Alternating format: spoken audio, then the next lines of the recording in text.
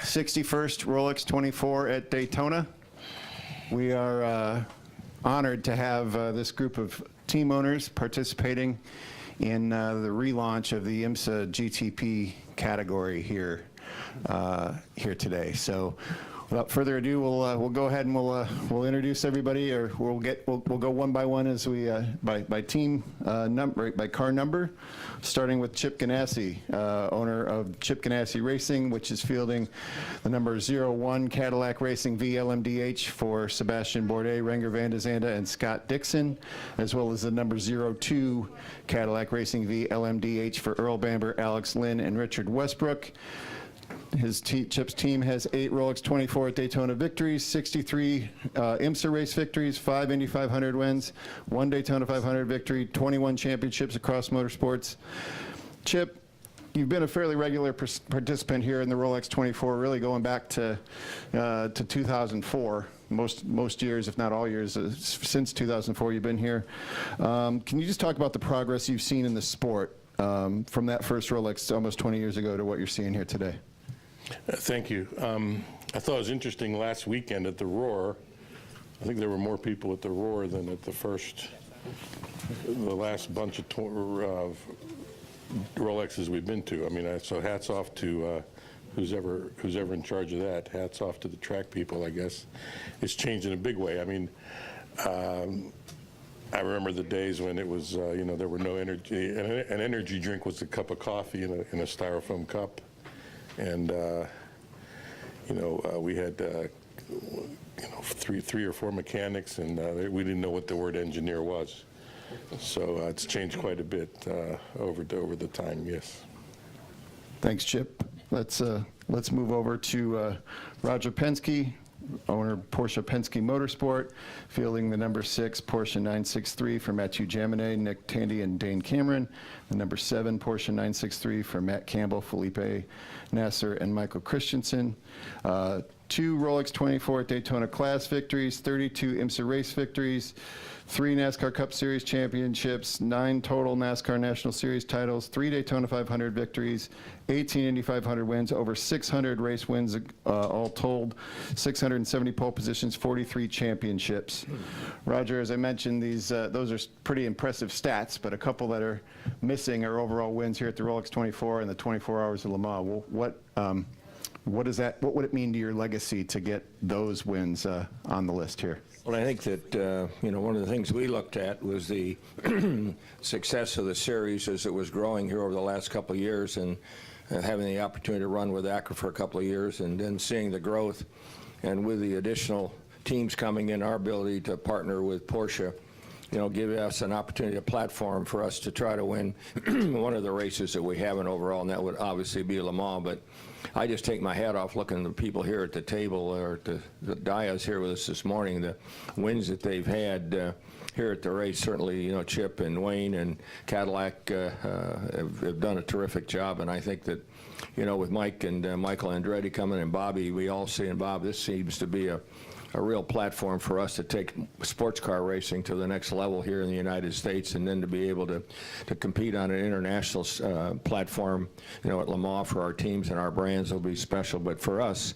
you know, it's always a goal, and I look at competing with these folks as it's going to be terrific, and I take my hat off to them. You know, we're way behind from the standpoint of experience here, but on the other hand, I think that we all come here with new rules. This high voltage hybrid has been a challenge for all of us from the standpoint to understand it. And I said to someone the other day, I think we have more engineers looking at computers than we do people working on the car right now. That might not be true with these other people, but it certainly looks like it in our pit. But it's exciting. And we cherish the thought that we have a chance to race here and then go on to the rest of the series. So we appreciate the fans and obviously the interest that the media is having, you know, with this. I think this is really a send-off to really exciting times in motor racing and certainly in sports cars. Thanks, Roger. Let's slide over to your left, to Wayne Taylor and Michael Andretti, co-owners of Wayne Taylor Racing with Andretti Autosport. They are fielding the number 10 Konica Minolta Acura ARX-06 for Ricky Taylor, Philippe Albuquerque, Louis Delatraz, and Brendan Hartley. Their partnership was announced in late December for Wayne Taylor Racing. They've had 5 Rolex 24, 8 Daytona victories, 49 IMSA race victories, 4 IMSA championships. Andretti Autosport, 4 IMSA wins, 5 Indy 500 wins, 6 championships. Wayne, you and your team have had a knack for success here at Daytona with 4 wins in the last 6 years. Can you put your finger on why you've had that kind of success and maybe, you know, what it's going to take to do that I think today? it's just passion and dedication, and the guys, this is the biggest race of the year. It's the first race of the year, and maximum amount of effort.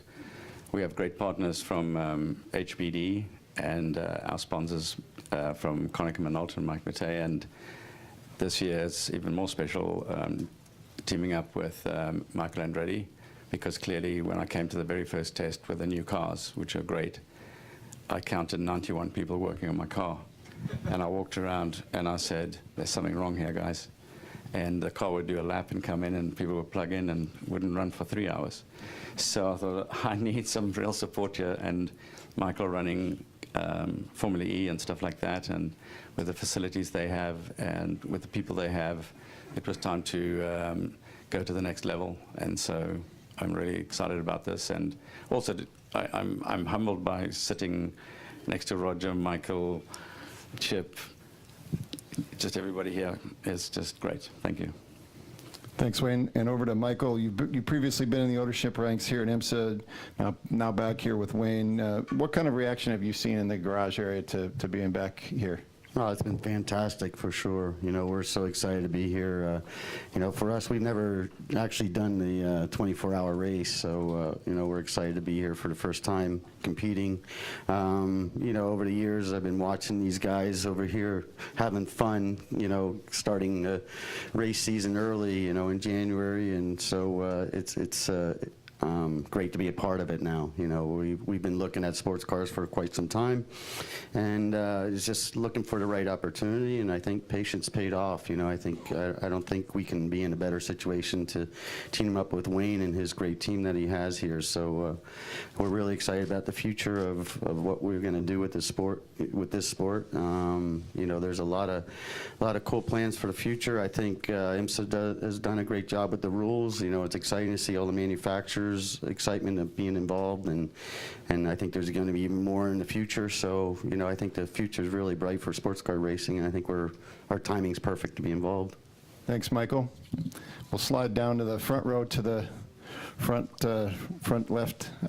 Bobby Rahal, BMW M Team RLL co-owner, fielding the number 24 BMW M Hybrid V8 for Philip Eng, Augusto Farfus, Marco Whitman, and Colton Herta, and the number 25 BMW M Hybrid V8 for Conor DeFilippi, Nick Yellowly, Sheldon Vanderlyn, and Colton Herta again.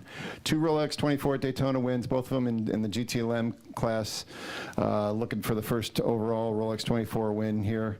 21 IMSA race victories, 2 Indy 500 wins as a team, 3 motorsports championships.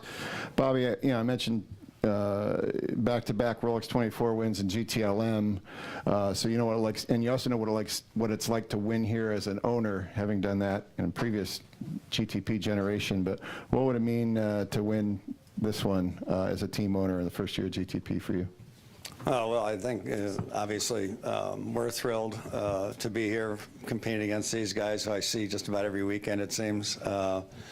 It's exciting times for sure. I think history is being written starting today, and that's exciting to be a part of that. You know, certainly for us, the chance to win this race overall, you know, as you mentioned, did it as a driver. It's a very tough race to win, and for us as a team to be here with the chance at an overall victory is something that we've really hoped for many years. We've had 14 years.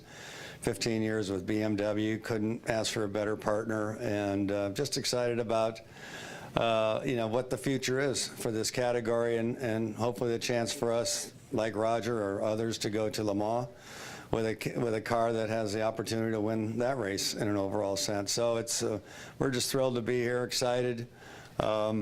You know, can't wait for the green flag to drop, frankly, and it's going to be, I'm sure, a struggle. I think everybody's it'll be tough, but you know, we're looking forward to the next 36 hours. Thanks, Bobby. Let's slide to the middle. Bob Johnson, owner of Action Express Racing, which is fielding the number 31 Whelen Engineering Cadillac V LMDH for Pipo Durrani, Alexander Sims, Jack Aitken. 3 Rolex 24 at Daytona wins, 28 IMSA race victories, 5 WeatherTech Championship titles, 6 IMSA Michelin Endurance Cup titles. Bob, in terms of the championships, as I mentioned, there's no team that's had as much success here in the WeatherTech Championship as yours, but you've obviously got some pretty stiff competition sitting around you here today. How will Action Express and the number 31 team rise to the challenge here this weekend? Well, we've just done everything we think we needed to do to get ready for today, but it's obviously going to be difficult with this group. And all the new manufacturers that are competing now, that's really a whole new environment. And we've got some very difficult competitions, and we know that. But we're up for it. Our guys are ready, and we can't wait. Thanks, Bob. And finally, last but certainly not least, Mike Schenk, co-owner of Meyer Schenk Racing, fielding the number 60 Acura ARX 06 for Tom Blomquist, Colin Brown, Elio Castroneves, and Simon Pagino. 2 Rolex 24 at Daytona victories, including last year here.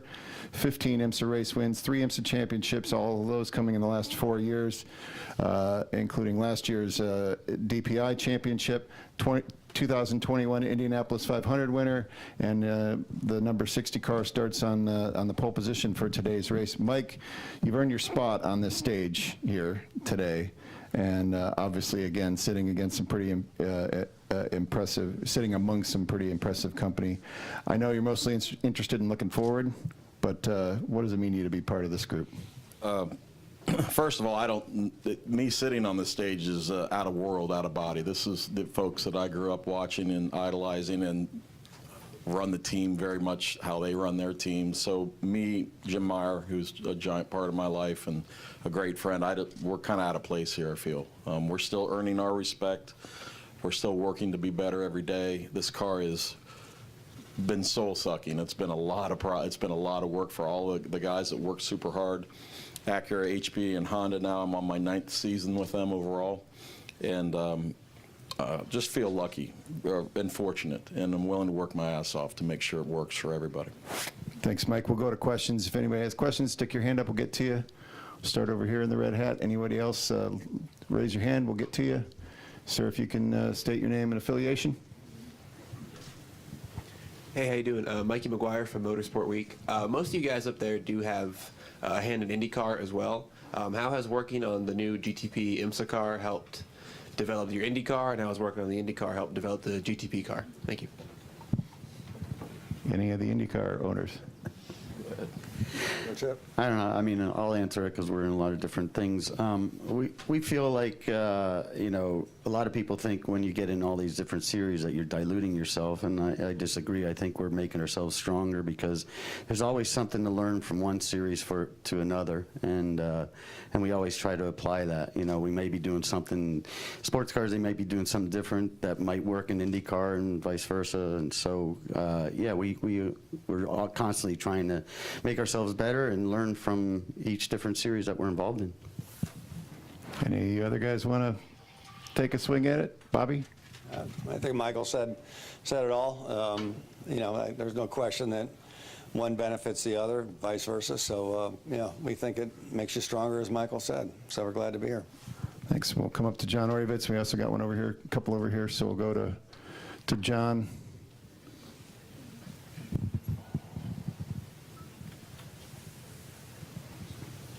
Thanks for making time for us, gentlemen.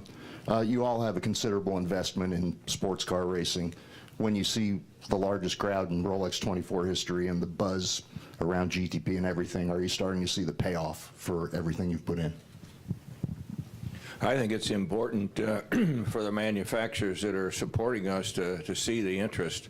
I think when you see the quality of the drivers, not only domestically but internationally, it makes a big difference. So we're going to reach a bigger population from the standpoint of sports car racing, and I think that's important. I know from Porsche perspective, the commitment to the dealer body and things like that, I know the same with the other manufacturers here, makes a big difference. And that last question that was asked, I would say it's not what we're learning. I think having our drivers, IndyCar drivers, have a chance to run in a 24-hour race just gets them better. I think it's a credit to, I see Ed Bennett over here and Jim France and their vision, and Scott Atherton, I think a couple years ago, Ed, putting this global package together also has made it extremely attractive to our partners. And I've been around since the Grand Am days, and the growth of it and the ability for folks like us to come in and compete at a high level, I owe it all to them. We'll come up here if you can state your name, sir, and then we'll go to Graham, gentleman in the back, and we'll have Jonathan up here. So go ahead, sir. Steve Wilson, SpeedwayDigest.com. This one's for Roger. The electrification components and the hybrid components that are in these cars, how much is it going to translate over to the next gen as NASCAR kind of looks towards that in the future? Well, I think that, right now, this is an evolutionary process as we look at electrification coming throughout the auto industry. Obviously, having a hybrid-type vehicle in racing is very important to us for sustainability and obviously the environment. Go to Graham Goodwin, and then all the way in the back, the gentleman that's standing. Go ahead, Graham. Gentlemen, there's a sense of history around what's about to happen today. Do you feel that? And how significant do you see this change into this new GTP era? Chip, you want to take that one? Sure. I think, it's obvious. Everybody, when the people in the United States and the people in France were able to get together on rules and, to a common standard, I guess, all of us in the industry thought, wow, this is going to be great. So it's something we've known for, a couple of years that was coming. And now for it to be on the doorstep of the first race of this formula, I think we're all, the excitement is obvious. With the manufacturers here, with the fans here. I heard this morning that Le Mans is sold out of tickets, and I've never heard that before. So I think everybody, on both sides of the Atlantic are very, very, obviously very, very excited about this formula, about what's about to happen. So I think we're on the precipice of a new renaissance here, thanks to the people in charge. Go to the gentleman standing back. If you could give us your name and affiliation, then we'll come up to Jonathan Gitlin, and if there's any others, raise your hand. We'll get to you. There's a question for Roger. It's Peter Mackay from IMSA Radio. Roger, you had some amazing success with Porsche 15 years ago with the RS Spider. Would you be able to explain the importance of that project of you guys coming together again, and what any transferables are between that program 15 years ago and today? Well, I think you really have to go back, to the 70s in the 917.10 and 917.30, and then on to the Spider, in 2006, 7, and 8. Look, this is a history book that we put together as two brands. On the other hand, I think the performance that we were able to provide Porsche during that time gave us at least a chance at the table to put together, Porsche Penske Motorsports, and to me, it's a fantastic opportunity, and the commitment that all these brands are making at the senior level, I might say. These are the senior executives see this as a way to help them, build their brands worldwide. So for us, it's certainly special, and I think the fact that we had a history and had success helped us get to where we are today. Come up to the middle to Jonathan Gitlin, Charles Bradley, and we'll go to the back as well. So start with Jonathan right here. Any others, again, raise your hand, I'll get to you. Do you think the level of manufacturer interest that we've seen in GTP and also hypercar would be possible if the cars weren't hybrids? I mean, I know it's complicated and it's adding a lot of headaches for all of you, but do you think that's the key to why we've seen such investment here? I say yes, definitely, for sure. I mean, because racing has always been used as a test bed for manufacturers, and it's a new technology out there, and so that's why there's all this interest from all the manufacturers that get involved. So no question about it that it's the rules package that really attracted all the manufacturers. I also think that when you looked at IMSA and you looked at Le Mans, let's just step back, and you look at the number of cars that were competing at the highest level, it was very few. You talk 5, 6, 7 cars. Well, now, as we go forward over the next 12 to 24 months, we could have 15 or 20 people competing at the highest level. And I think that was the vision that Jim France had, along with Pierre Fillon and the people in the World Endurance Championship. I think that's really another key factor. Go to Charles Bradley here. Question for Roger. Obviously, once we go to other classics like Sebring, Le Mans, you're going to be renewing a rivalry with Porsche and Ferrari, obviously immortalized in film by Steve McQueen back in the day. What's your anticipation level about going there and going for the outright win against the mighty Ferrari? Well, I think the Ferrari brand, as we all know, in motor racing and certainly as people who buy those cars worldwide, it's amazing. And I think they're committing to this after so many years is going to make it amazing. We'll go all the way in the back, and then we've got a couple up here in the front. Good morning. This is Melissa Thomas with Florida National News. With an endurance race like this, wanted to find out, and this is for any one of you that's up there, which do you feel is the greater challenge in terms of the endurance, the drivers or the cars themselves? Mike, your team won this last year. What was the bigger challenge? It was drivers last year. It's the car this year. But they're great. This car is such a cool car. When you see us leave out of the box on all electric, that's an evolution that I never thought I'd be a part of. And it's a natural progression. It has to happen for the OEMs to stay engaged, and we have to get on with our life now. But the cars are tricky here, but we'll get that figured out in the next few months, and we'll be back to sprint racing at the 24. Bob, how about from the Action Express angle? I totally agree, because the car is new and we're all learning a lot every day. We did a lot of testing, all we could, but there's still a lot of things we're not totally aware of. So we're going to have to see how it goes. That's the challenge. Thanks. We'll go to Richard James and Marshall Pruitt, and maybe one more final. If we can, we'll get to you also, Henry. Go ahead, Richard. Hi, Richard James, racer. Some of you are taking the fight to Toyota and Ferrari and WEC and at Le Mans.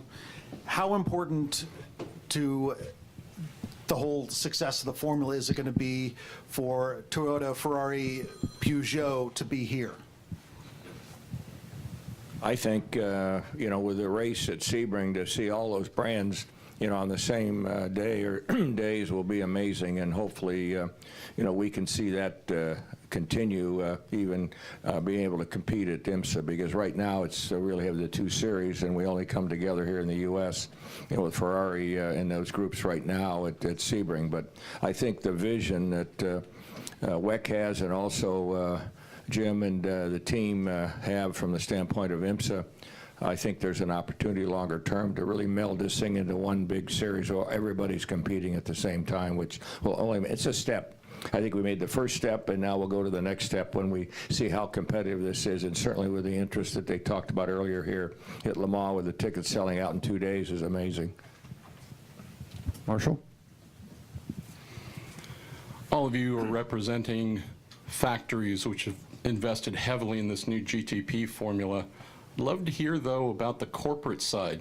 Some of you carry significant sponsorship from corporate America or international companies. Would love to hear a little bit from one or more of you about the buy-in and interest you're seeing from those outside of your manufacturers wanting to be on the cars and to get involved in GTP. I would like to just say something about a question that was asked a little while ago about, is it going to be the drivers or the cars that are going to win this race? And my view is that it goes hand in hand. And if you have drivers that are going to be running over curbs and doing stupid things to be fast, are going to cause the cars to break. And I believe that these cars, you can only prepare as much as you know what you're going to do. And there are things that are going to be out of the hands of our teams that we have no control over. And so I think it's a combination of both. And with regard to corporate America or whatever being involved in the sport, for me personally, I have to say a huge thanks to Mike Matei and Konica Minolta, who've been with me since 2014. We are obviously supported highly by HPD and Radio Autosport, but without companies like like Konica Minolta and people like that, we don't go racing. And I think if you look back at the past of sports car racing, we went from, in 2001, 2002, and 2003, running very expensive cars at Le Mans and trying to race them in the US. And there was a big turnaround, and we came up with Grand Am and became a successful formula. And now we've gone back, and now we've got the support of manufacturers. Hopefully, it's going to be, the costs are going to come down dramatically. But at the end of the day, we're going to still compete, and the more practice and the more testing and the more stuff that goes on, you know, things are going to go up. And I think at the end of the day, the manufacturers also have to convince the board that they've got to spend this money. And so it's important to bring other parts of corporate America. Chip, could you interject a little bit on that, and then we'll go to one final question? I'm trying to remember what the question was. I'm sorry. Corporate America investing in GTP as well, along with manufacturing. I'm just happy to have the corporate, I'm happy to have Cadillac on my car. I don't know, I don't have any, I can't answer that question, I'm sorry. I think this platform gives us an opportunity, you know, to reach out to other manufacturers and people who want to sponsor. I mean, we can see that, you know, in the Porsche program, people that are involved at the dealership level and even as suppliers are now stepping up where we didn't see them before, might not see them in other forms of racing. So I think it opens it up, and we'll have more customer cars, I'm sure, running as we go forward here over the next several months. You're going to see more sponsors that we maybe don't see here today. We'll take a final question from Henry Payne. Yeah, gentlemen, a huge field here this year, 61 cars. Bobby, Mike, you've been on both sides of prototypes and GTs. What are you telling your guys to prevent carnage here in the first few hours? Use your head. Yeah, I mean, for us, that's probably the biggest challenge. I've seen it every year. People get impatient, make moves that, you know, 3 hours into the race that really are moves for the last lap of the race. You know, it's just all about being smart. And, you know, you lose a little time, well, you lose a little time. You'll get it back. It's 24 hours long, so anything can happen. And the whole idea is just not make mistakes, whether they're mistakes in judgment or driving errors or whatever the case may be. And of course, that's easy to say, sometimes tough to do in the heat of the battle. But that's why you have the guys driving the cars that you do. These guys, our guys in particular, but probably every entry here has guys that are super experienced in endurance racing. They get it. They know. And it's just a matter of really disciplining yourself to the kind of driving, smart, intelligent driving that you have to have in order to be there at the end. I mean, our view has always been get through the night, and then we go racing tomorrow in the daylight. And I don't think that's going to change for us this year or any year in the future. It's all about, this is an endurance race, not a sprint race, and it's called an endurance race for a reason. Mike, last word over to you on that one.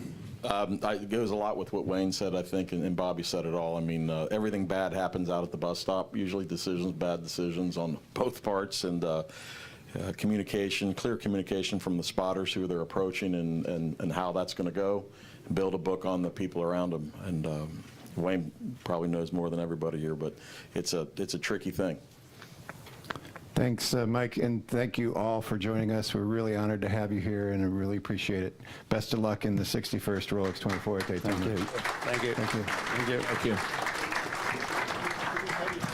One quick photo. Mike? Yep. Line up everybody in front. You want them? Doesn't matter. Good to see you. Good luck. Right across. Right across the stage. We'll move this chair out of the way. There you go. You too. Thank you. Let's go Cadillac.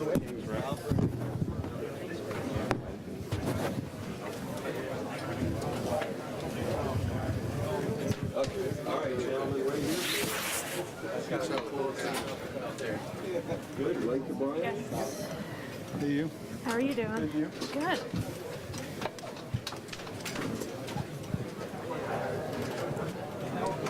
We're good. Thank you. All right. Thanks, Mike. No worries. Wait, just wanted to introduce yourself. We're Graham Harris.